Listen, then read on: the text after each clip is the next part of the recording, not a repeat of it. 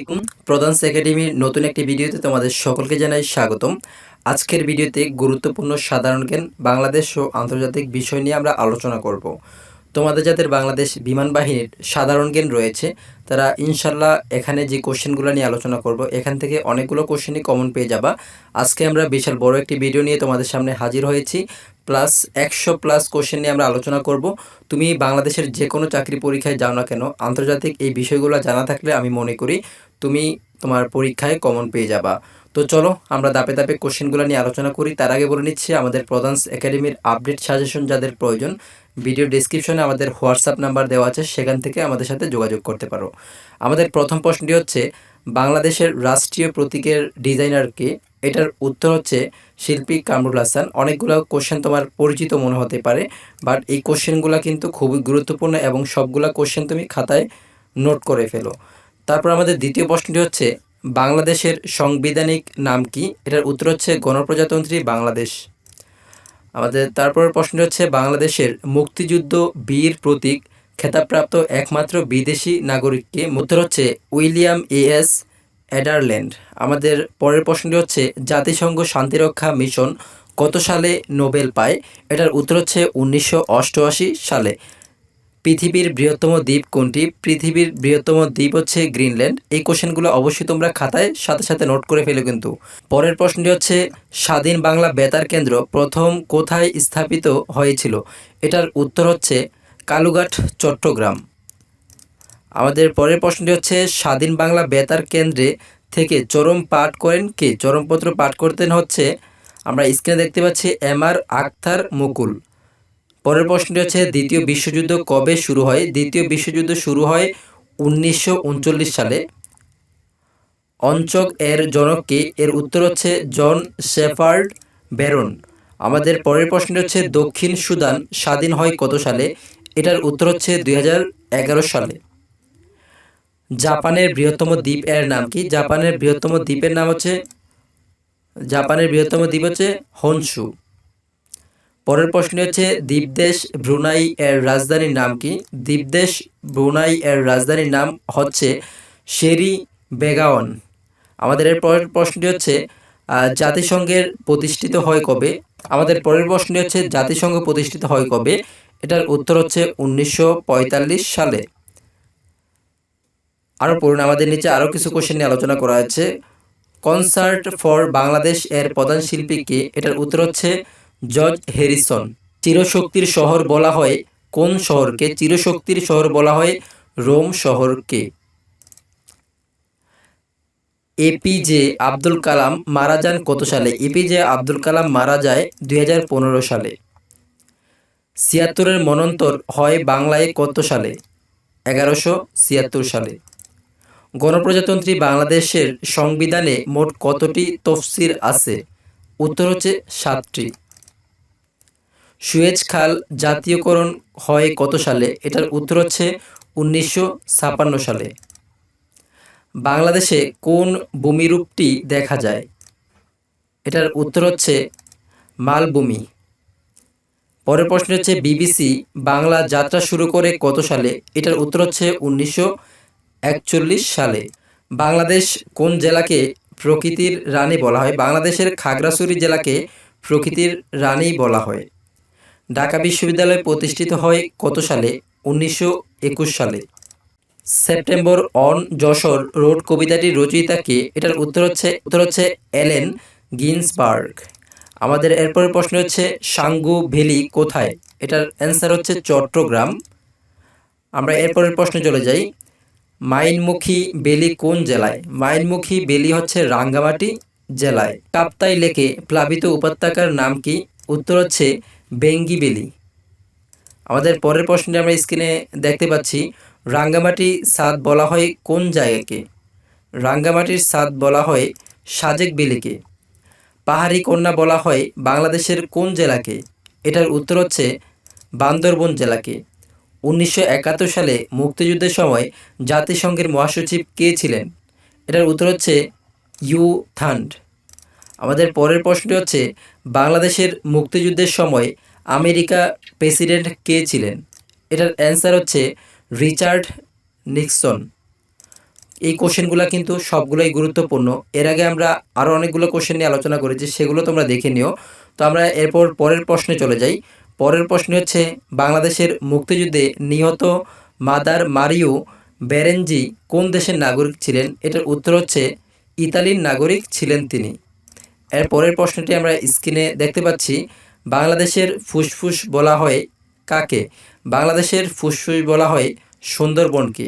বাংলাদেশের মুক্তিযুদ্ধের সময় ভারতের প্রধানমন্ত্রী কে ছিলেন? এটার উত্তর হচ্ছে ইন্দিরা গান্ধী। পরের প্রশ্নটি হচ্ছে, বাংলাদেশ সশস্ত্র বাহিনী দিবস কবে? এটার অ্যান্সার হচ্ছে 21শে নভেম্বর। আবু মুসা দ্বীপ কোন সাগরে? এটার উত্তর হচ্ছে পেরেস উপসাগরে। পরের প্রশ্নটি হচ্ছে, ভারত মহাসাগরের কোন দ্বীপ আয়তনে সবচেয়ে বড়? এটার উত্তর হচ্ছে মাদাগাস্কার। আমাদের পরের প্রশ্নটি হচ্ছে, ওকিনাওয়া দ্বীপ কোন দেশের নিয়ন্ত্রণাধীন? এটার অ্যান্সার হচ্ছে জাপান।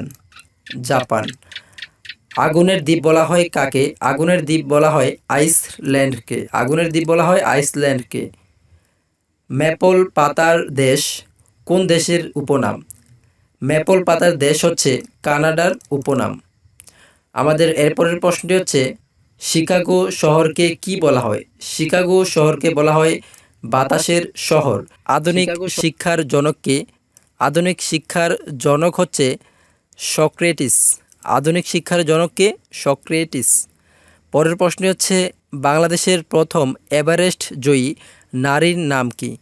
এটার অ্যান্সার হচ্ছে নিশাত মজুমদার। পরের প্রশ্নটি হচ্ছে, পদ্মা নদীর উৎপত্তি স্থল কোথায়? এটার অ্যান্সার আমরা স্ক্রিনে দেখতে পাচ্ছি, গঙ্গোত্রী হিমাবয়। আমাদের পরের প্রশ্ন হচ্ছে, গরম পানির ঝর্ণা কোথায় অবস্থিত? গরম পানির ঝর্ণা হচ্ছে সীতাকুণ্ড অবস্থিত। বিশ্বসেরা মুক্তিযোদ্ধা মোহাম্মদ আলী মারা যান কত সালে? এটার উত্তর 2016 সালে। পরের প্রশ্নটি হচ্ছে, বাংলাদেশের আমাজন বলা হয় কাকে? বাংলাদেশের আমাজন বলা হয় হচ্ছে সিলেট রাতারগুল বনকে। পরের প্রশ্নটি হচ্ছে, কোন দেশ বাটির দেশ নামে পরিচিত? এটার উত্তর বাংলাদেশ। আমাদের এরপরের প্রশ্ন হচ্ছে, গণপ্রজাতন্ত্রী বাংলাদেশের সর্বোচ্চ আইন কি? গণপ্রজাতন্ত্রী বাংলাদেশের সর্বোচ্চ আইন হচ্ছে সংবিধান। বাংলাদেশ সংবিধান দুষ্পরিবর্তনীয় কেন? এটার উত্তর হচ্ছে পরিবর্তন সহজ নয় বলে। আমাদের পরের প্রশ্ন হচ্ছে, বাংলাদেশের সংবিধানে কয়টি ভাগ অধ্যায় আছে? এটার উত্তর হচ্ছে 11টি। পরের প্রশ্ন হচ্ছে, গণপ্রজাতন্ত্রী বাংলাদেশের সংবিধানে কতটি অনুচ্ছেদ রয়েছে? 153টি। আমাদের পরের প্রশ্ন হচ্ছে, 360 আউলিয়ার দেশ বলা হয় বাংলাদেশের কোন জেলাকে? এটার উত্তর হচ্ছে সিলেট। 12 আউলিয়ার দেশ বলা হয় কোন জেলাকে? এটার উত্তর হচ্ছে চট্টগ্রাম। চট্টগ্রামকে 12 আউলিয়ার দেশ বলা হয়। গুগলের প্রতিষ্ঠাতা কে? গুগলের প্রতিষ্ঠাতা হচ্ছে লেরি পেজ ও সার্গেন ব্রিন। আমাদের পরের প্রশ্নটি আমরা স্ক্রিনে দেখতে পাচ্ছি, সেটি হচ্ছে, প্রকৃতির কন্যা বলা হয় কাকে? সিলেট জাফলংকে প্রকৃতির কন্যা বলা হয়। আমাদের পরের প্রশ্নটি আমরা স্ক্রিনে দেখতে পাচ্ছি, মার্কেটিংয়ের জনককে? এটার উত্তর হচ্ছে ফিলিপ কটলার। আমাদের পরের প্রশ্নটি হচ্ছে, অ্যানাটমির জনককে? অ্যানাটমির জনক হচ্ছে আদ্রে বেসালিয়াস। পরের প্রশ্ন হচ্ছে, সর্বাধিক ভাষার দেশ কোনটি? এটার উত্তর হচ্ছে পাপুয়া নিউগিনি হচ্ছে সর্বাধিক ভাষার দেশ। আধুনিক ল্যাপটপের জনককে? উত্তর হচ্ছে বাল ম্যাগারিজ হচ্ছে আধুনিক ল্যাপটপের জনক। পরের প্রশ্ন হচ্ছে, নিষিদ্ধ শহর বলা হয় কাকে? নিষিদ্ধ শহর বলা হয় তিব্বতকে। মুক্তার দেশ বলা হয় কাকে? মুক্তার দেশ বলা হচ্ছে কিউবাকে। যারা এই পর্যন্ত ভিডিওটা দেখতেছো, আমি মনে করি তারাই ভাগ্যবান, এবং শেষ পর্যন্ত যারা দেখবা তারাই আসলে ভালো কিছু অর্জন করতে পারবা। ইন্টারনেটের জনক কে? ইন্টারনেটের জনক হচ্ছে বিন্টন জি কার্ভ। আমাদের পরের প্রশ্নটি হচ্ছে, ইমেইলের জনক কে? এটার উত্তর হচ্ছে রে টমলিনসন। পরের প্রশ্নটি হচ্ছে, বলিশিরা বেলি কোন জেলায় অবস্থিত? এটার উত্তর হচ্ছে মৌলভীবাজার জেলায় অবস্থিত। পরের প্রশ্ন হচ্ছে হালদা ভ্যালি কোথায় অবস্থিত? উত্তর হচ্ছে খাগড়াছড়ি। বয়ার্টস এর প্রতিষ্ঠাতা কে? এটার উত্তর হচ্ছে আমরা স্ক্রিনে দেখতে পাচ্ছি পল জুলিয়াস বয়টার। পরের প্রশ্ন হচ্ছে বয়টার্স কোন দেশের সংবাদ সংস্থা? এটার উত্তর হচ্ছে যুক্তরাজ্য। পরের প্রশ্নটি আমরা স্ক্রিনে দেখতে পাচ্ছি নাপিতখালী ভ্যালি কোথায় অবস্থিত? উত্তর হচ্ছে কক্সবাজার বাজার। আমাদের পরের প্রশ্ন হচ্ছে মার্ক জাকারবার্গ ও তার 3 সহপাঠী কত সালে ফেসবুক প্রতিষ্ঠা করেন? এটার উত্তর হচ্ছে 2004 সালে। পরের প্রশ্ন হচ্ছে হিমালয়ে কন্যা বলা হয় কোন জেলাকে? এটার উত্তর পঞ্চগড়। পঞ্চগড় জেলাকে হিমালয় কন্যা বলা হয়। আধুনিক ফিন্যান্সের জনককে? আধুনিক ফিন্যান্সের জনককে আমরা এটা স্ক্রিনে দিয়ে দিচ্ছি ডক্টর ইউগেন ফামা। পরের প্রশ্ন হচ্ছে কোন গাছকে সূর্যকন্যা বলা হয়? তুলা গাছকে সূর্যকন্যা বলা হয়। পরের প্রশ্ন হচ্ছে ভূমধ্যসাগরের বাতিঘর বলা হয় কোন আগ্নেয়গিরিকে? উত্তর হচ্ছে স্তম্ভলি। পরের প্রশ্নটি হচ্ছে প্রাচ্যের ডান্ডি হিসেবে পরিচিত বাংলাদেশের কোন জেলা? উত্তর হচ্ছে নারায়ণগঞ্জ।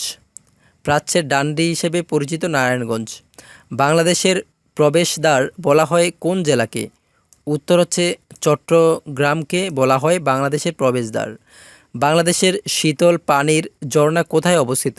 উত্তর কক্সবাজার। পরের প্রশ্নটি হচ্ছে বাংলার ভেনিস তথা বাংলার শস্য ভাণ্ডার হিসেবে পরিচিত কোন জেলা? উত্তর হচ্ছে বরিশাল জেলা। পরের প্রশ্নটি হচ্ছে সৌন্দর্যের লীলাভূমি বলা হয় কোন জেলাকে? উত্তর হচ্ছে রাঙ্গামাটি জেলাকে সৌন্দর্যের লীলাভূমি বলা হয়।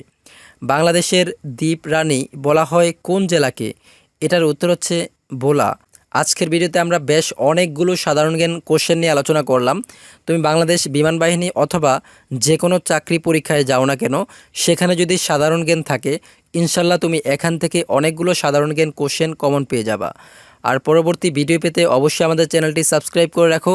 যাদের আমাদের প্রধান একাডেমির সাজেশন প্রয়োজন তারা চাইলে ভিডিওর ডেসক্রিপশন চেক করতে পারো, সেখানে আমাদের হোয়াটসঅ্যাপ নাম্বার দেওয়া আছে।